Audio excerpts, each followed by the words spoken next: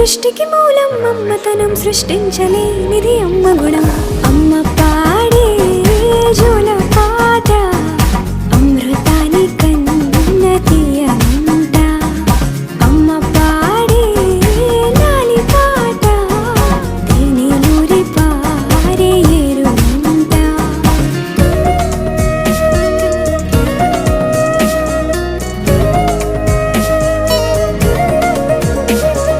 నింగిని తాకే మేడలకి పునాది రాయి అమ్మా, అందం పొందిన ప్రతిశిలకి యులిగాయం అమ్మా.